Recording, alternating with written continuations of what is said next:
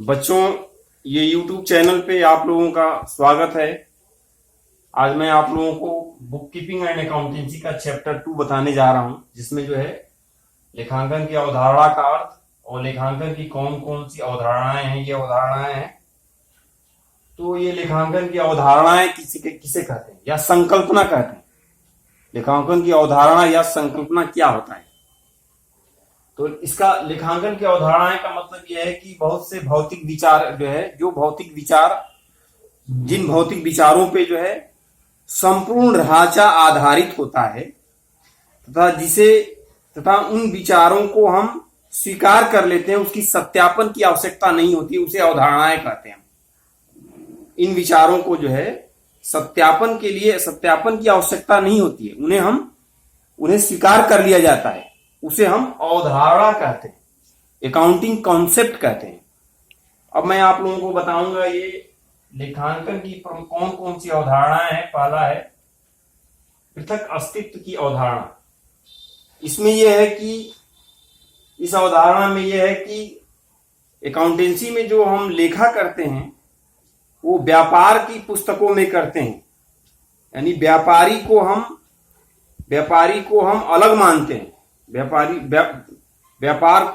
इसमें जो है हम व्यापार को व्यापारी से, लेनदारों से, प्रबंधकों से हम अलग मानते हैं। जो भी हम लेखा करते हैं वो व्यापार की पुस्तकों में करते हैं। इसीलिए जो है जो व्यापारी पूंजी लगाता है वो पूंजी जो है व्यापार के ऊपर दायित्व होता है, तथा व्यापारी जो निजी व्यय के लिए कुछ रोकड़ माल आदि निकाल लेता है उसको हम आहरण के रूप में हम अकाउंटेंसी में लेखा करते हैं। हम जो भी लेखा करते हैं व्यापार की पुस्तकों में करते हैं। लेनदार को, व्यापार के स्वामी को, प्रबंधकों को हम अलग मानते हैं। ये पहला उदाहरण है। दूसरा है व्यवसाय चालू रहने की अवधारणा। इसमें यह है कि इसमें व्यापारिक लेन देनों को हम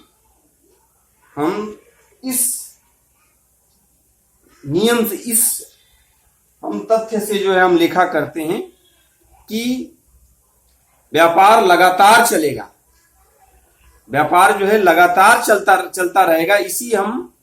इसी हम जो है विचार पे जो है हम इसमें लेखा करते हैं। इसमें व्यवसाय लगातार चालू रहने के जो है हम विचार पर इसमें हम लेखा करते हैं, जब तक कि जो है दिवालिया ना हो जाए, जब तक व्यापारी का दिवालिया ना हो जाए या व्यापार का समापन ना हो जाए, यानी व्यापार चालू रहेगा, लगातार चालू रहेगा। इस तथ्य पर हम व्यापार में लेखा करते हैं। तीसरा है ये मुद्रा मापन की अवधारणा। इसमें यह है कि जो इसमें केवल मुद्रा संबंधी लेन देनों का लेखा करते हैं, यानी उन लेन देनों और उन घटनाओं को हम इसमें लेखा करते हैं जो मुद्रा में हो, जो मौद्रिक लेन देन हो, उसी का हम इसमें लेखा करते हैं। जैसे 10 कुंतल चावल खरीदा या 10 मीटर कपड़ा खरीदा या 10 कंप्यूटर खरीदा हमने, तो उसको मुद्रा में परिवर्तित करके ही हम लेखा करेंगे। उसका हम पहले मुद्रा में निकाल लेंगे, मुद्रा में कन्वर्ट कर लेंगे, तभी हम लेखा करेंगे अकाउंटेंसी। इसमें यह है कि लागत अवधारणा में क्या है कि अस्थायी संपत्तियों को जिस कीमत पर हम प्राप्त करेंगे उसको हम लेखा करेंगे। इसमें व्यय और स्थापना व्यय आदि को जोड़ देंगे। पूंजीगत जो व्यय होंगे उसको हम जोड़ करके ही लेखा करेंगे लागत अवधारणा में। जो भी अस्थायी संपत्तियां हैं, जैसे मशीन फर्नीचर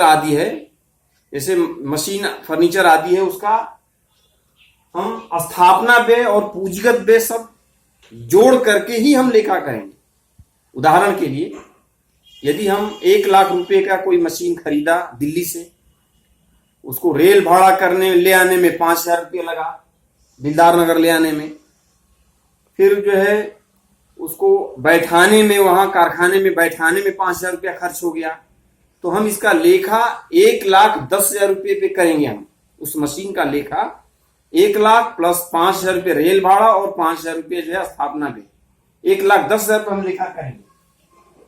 अब आइए ये है द्विपक्षीय अवधारणा। क्या है द्विपक्षीय अवधारणा में? यह है कि कोई भी लेन देन का जो है दो पक्षों, दो पहलू होते हैं। इसमें यह है कि कोई भी लेन देन के दो पहलू होते हैं, एक को डेबिट करेंगे, दूसरे को क्रेडिट करते हैं। किसी भी लेन देन से, किसी भी व्यापारिक लेन देन से दो खाते प्रभावित होते हैं, एक खाते को हम डेबिट करेंगे और दूसरे खाते को क्रेडिट करेंगे। यह है द्विपक्षीय अवधारणा। अब इसके बाद है ये अवधि अवधारणा। अवधि अवधारणा क्या है? इसमें किसी भी व्यापार की जो है लेखा करने के लिए इसमें एक अवधि जो है निश्चित कर दिया जाता है। एक अवधि 1 साल होता है। कैलेंडर वर्ष होगा तो 1 जनवरी से 31 दिसंबर का हम लेखा करेंगे, और अगर वित्तीय वर्ष होगा तो 1 अप्रैल से अगले साल 31 मार्च तक हम लेखा करेंगे। उसके बाद ये 7वां पॉइंट है सत्यापन योग्य बाह्य प्रमाण की अवधारणा। इस अवधारणा में जो है हम व्यापारिक लेन देनों को जो है लेखा करने के लिए कुछ प्रमाण होना चाहिए, जैसे कैश बुक है, रसीद है, बीजक है। इन प्रमाणकों का होना आवश्यक है। इन्हीं प्रमाणकों के आधार पर, यानी कैश बुक है, रसीद है, बिल है, बीजक है, इसके आधार पर हम लेखा करेंगे। अगला है पूंजी की अवधारणा। यह है पूंजी की अवधारणा। इसमें क्या है? व्यापार में हम पूंजी का भी लेखा करते हैं। पूंजी वो किसी भी रूप में हो सकता है।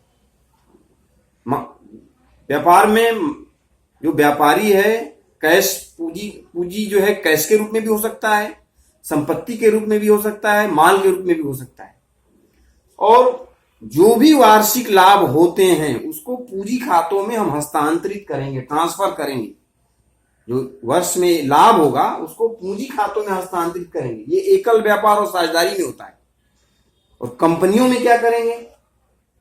वार्षिक लाभ को हम नियोजन खाते में ट्रांसफर करेंगे, और उस नियोजन से फिर जो है, और उस नियोजन खाते से जो समायोजित किया जाता है, जो कुछ फंड आदि में ट्रांसफर कर दिया जाता है, कुछ कोष आदि में ट्रांसफर कर दिया जाता है, और ट्रांसफर करने के बाद जो बचता है उसको हम बैलेंस शीट में ले जाएंगे। उसके बाद ये मिलान अवधारणा। मिलान अवधारणा क्या है? इसमें जो है वर्ष की जो आय है वो व्यय से हम मिलान करेंगे। शुद्ध लाभ ज्ञात करने के लिए या शुद्ध हानि ज्ञात करने के लिए वर्ष का पूरा आय को हम व्यय से उसका मिलान करेंगे कि हमें वर्ष में शुद्ध लाभ हुआ है या शुद्ध हानि हुआ है।